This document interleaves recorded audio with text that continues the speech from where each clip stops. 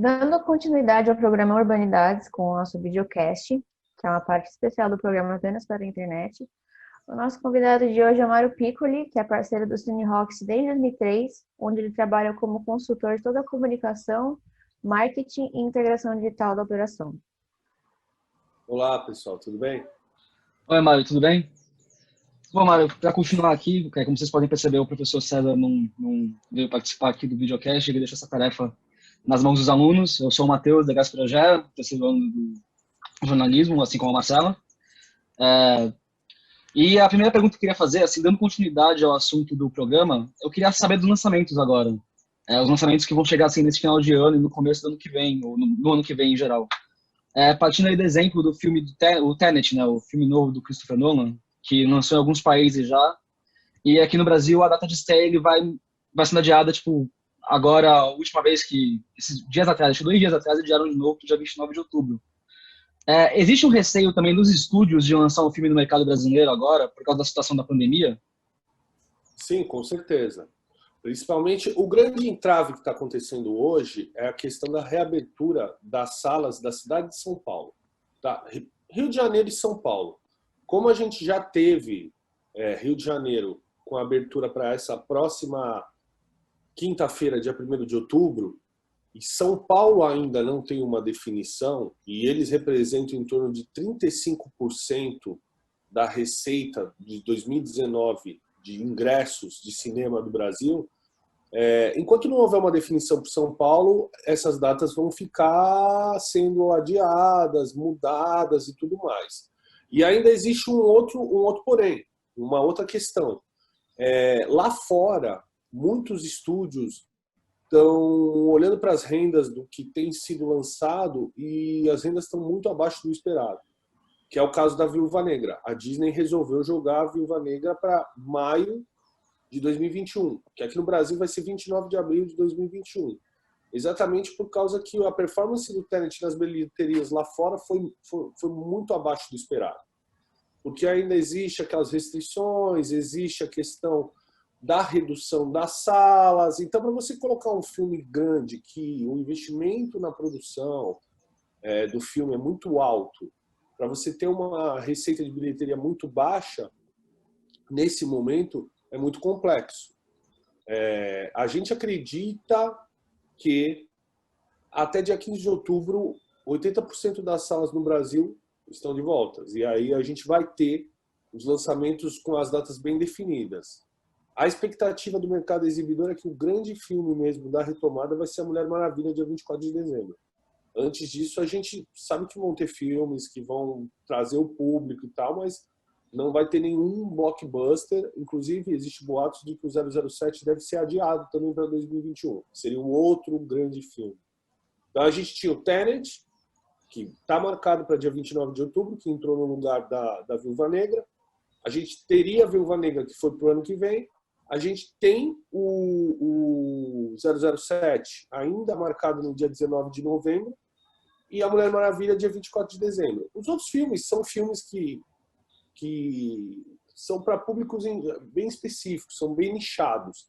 Então não devem atrair um grande público. Porque tudo agora a gente tem um pouco de receio, né? A gente não pode também jogar logo de cara um blockbuster.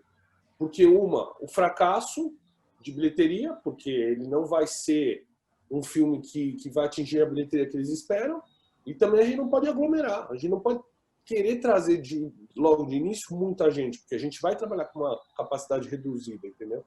Então, vai ser um novo aprendizado de como a gente vai organizar isso. E aí as distribuidoras estão com muito medo para marcar os filmes, entendeu? Certo.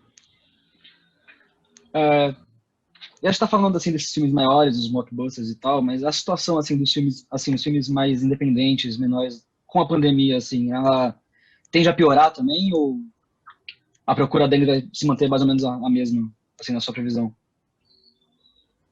Eu não gosto de dar previsões, tá? Porque geralmente quando a gente dá previsão a gente erra. O que eu posso te dar é assim, em cima de informações. Eu gosto sempre de trabalhar muito em cima de informações, tendências.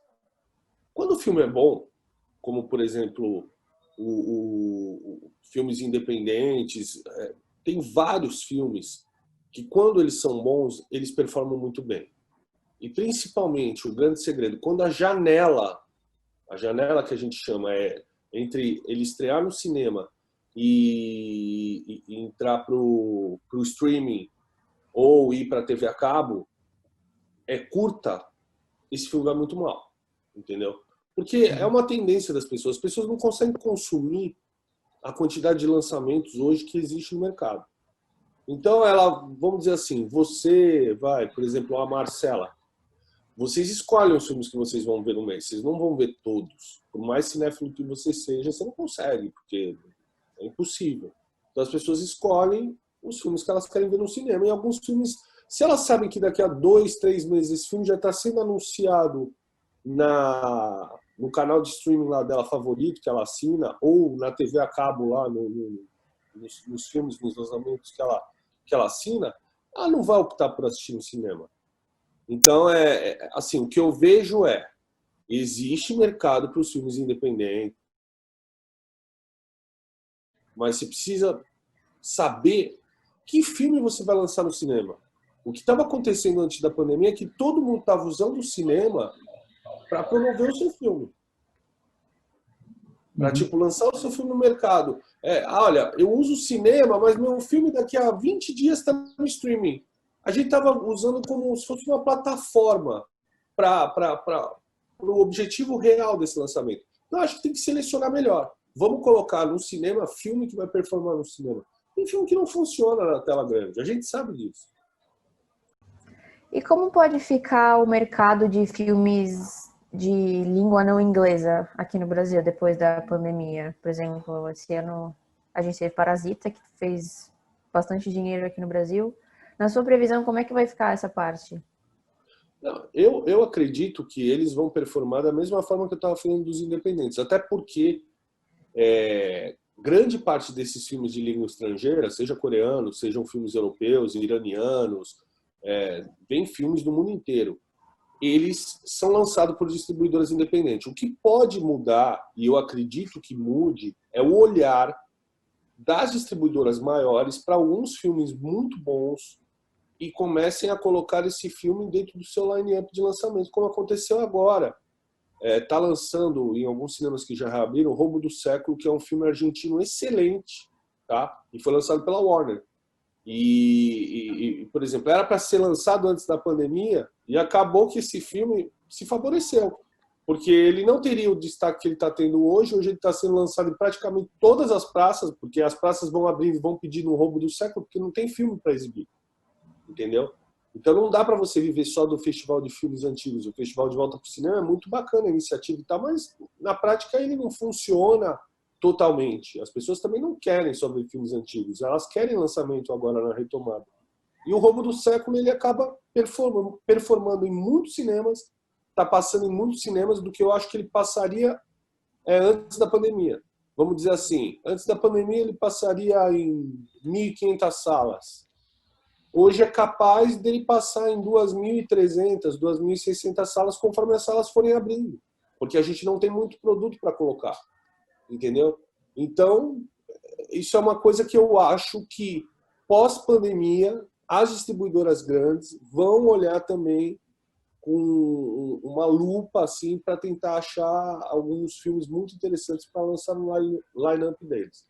Apesar que ano que vem vai ser um ano complexo, porque a gente teve, na verdade, a gente já tinha vários lançamentos no ano que eram muito bons, e aí agora a gente teve todos os lançamentos que migraram de 2020 para 2021. Então você tem muito filme grande que migrou de 2020 para 2021, e você tem filmes grandes que estão migrando dentro do ano de 2021, mas tem filmes que estão em 2021 que não mudaram a data.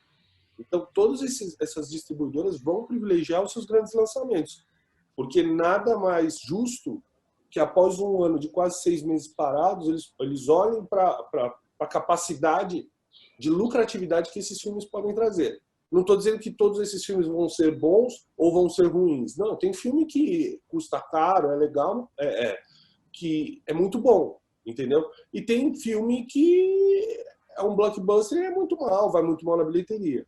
Mas eu acho que 2021 vai ser um ano complexo. E eu também temo pelos lançamentos nacionais, tá? Eu acho que seria uma ótima oportunidade para eles lançarem alguns filmes agora, em 2020, nesse final de 2020, porque tem datas boas. E eu acho que o público estaria bem disposto a ver esses filmes nacionais.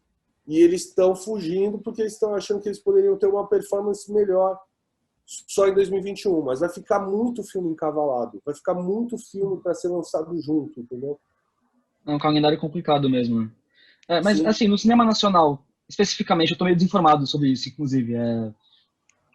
Tem filmes, assim, que foram feitos, ou estão sendo feitos, assim, nesse período, que iam ser lançados e iam trazer, assim, público mesmo pro cinema, que já estava anunciado, assim, foi adiado, e agora estamos nessa situação? A gente tem alguns filmes que estava tendo uma grande expectativa, filmes nacionais, que eles seriam lançados nesse período, eles já estavam prontos, tá? Eles estavam só escolhendo datas e aí eles acabaram não sendo lançados. Vou te falar assim, é lógico que hoje o cinema nacional é muito na questão policial e muito na questão de comédia. Então, na comédia a gente tinha o filme do Paulinho Gogó, que ele ia lançar aí, que é um cara que quando fez o Farofeiro, o filme foi muito bem. Então tinha uma grande expectativa, o público curte esse tipo de comédia. A gente tinha um filme baseado na letra do Legião Urbana, como foi feito o Faroeste Caboclo, que é Eduardo e Mônica, que era um filme com uma grande expectativa. A gente tinha agora para o final do ano o Turma da Mônica, esqueci o nome, não é Laços, é a continuação lá, que eles estão mais adultos. Laços foi o primeiro. Tinha um filme da Turma da Mônica que era uma grande expectativa. Aí a gente vai para o lado policial. A gente teria Alemão 2. A gente teria um filme que acho que é Intervenção, o nome, se eu não me engano, que é do... Ele foi produzido pelo cara que escreveu lá o Tropa de Elite, tá? E... Enfim... e o outro é A Menina que Matou os Pais, ou O Menino que Matou Meus Pais, que seriam as duas versões do caso da Suzanne von Richthofen, que é contado pela versão dela e pela visão do Cravinhos lá. Esses filmes são lançados simultâneos, eles seriam tipo uma experiência diferente no cinema. E eles adiaram tudo para o ano que vem. Então a gente não sabe agora como é que esses filmes vão performar no ano que vem. Entendi. Aí você falou um pouco também, já adiantou que não dá para viver só disso, mas tem cinemas que estão apresentando esses filmes antigos, né, novamente, fazendo exibições de filmes que já saíram faz vários anos para trazer o público de volta. Esse tipo de exibição ele vale a pena de algum jeito, assim, ou realmente não tem, assim, dá algum lucro? Então, o Festival de Volta para o Cinema foi o pessoal, junto com o Érico Borgo, do Omelete, e todo o mercado que a gente estava envolvido, a gente fez diversas reuniões e a gente apostou muito que daria certo, mas os resultados não estão sendo tão positivos como a gente esperava. Eu sempre tive para mim que eu achava que esse filme teria que ter uma curadoria com alguns filmes mais clássicos, mais diferentes, mais escolhidos. E eles pegaram alguns filmes muito recentes, como Pantera Negra, O Primeiro Vingadores, O Primeira Mulher Maravilha. O público está meio saturado de ver esses filmes. Já passou pelo cinema, já está na TV a cabo o tempo todo, no streaming. Desculpa. E eu acho que a escolha dos filmes não foi a ideal, sabe? Eu acho que você poderia fazer, mas escolhendo filmes mais antigos funcionaria um pouco melhor. Mas não tinha disponibilidade de catálogo, a gente não podia usar esses filmes, não foi disponibilizado pelas distribuidoras. E era o que a gente tinha para lançar. Foi lançado, o pessoal está colocando nos cinemas na retomada, mas não está funcionando como todo mundo esperava. Tá difícil para ganhar dinheiro, né, com esse festival. O Roxy vai ter alguma coisa assim quando reabrir? Cara, como a gente não teve... A nossa expectativa era de ter reaberto há 3 semanas atrás. Aí não conseguiu ainda. Talvez a gente abra dia 8 de outubro, tá? Em Santos. A gente vai adotar muito pouco filme do festival, porque agora a gente tem represou uma certa quantidade de lançamentos A gente tem pelo menos uns 10 ou 12 títulos que estão estreando desde o dia 13 de agosto, que dá para a gente colocar em cartaz. Que são, por exemplo, Roubo do Século, Scooby-Doo, a animação, que já foi para o streaming, mas está funcionando no cinema. Aí você tem alguns filmes de terror da Paris Filmes e tal, e está funcionando muito bem. Bom, Ari, como é que tá a reabertura, assim? Tem alguma data já certa? Como é que tá esse processo? Tem alguma coisa, novidade? Então, Matheus, a gente tem novidades, mas ainda não dá para cravar com certeza, que a gente espera sempre um pronunciamento dos órgãos públicos, né? Então, pode ser que o Rocks, a gente está trabalhando com 3 possibilidades de data, tá? Para Santos, tá? São Vicente a gente ainda não tem nenhuma previsão. Para Santos a gente está trabalhando com a data do dia 1º de outubro, agora quinta-feira. Se der certo pelos trâmites legais e toda a burocracia que tem que ocorrer e tal, se não a gente vai para o dia 3 de outubro, que é no sábado, se não a gente vai para o dia 8 de outubro, que é outra quinta-feira. Dificilmente a gente não voltará em alguma dessas 3 datas. Certo. Bom, perfeito. Bom, a gente esteve aqui com o Mário Piccoli, sou o Matheus Gaspelgé, Marcelo Alonso. Esse foi o videocast do programa Urbanidades. Obrigado pela audiência. Deixa o joinha aí no YouTube e comenta o vídeo, por favor. Obrigado, gente, Obrigado, Mário. Valeu. Valeu. Tchau.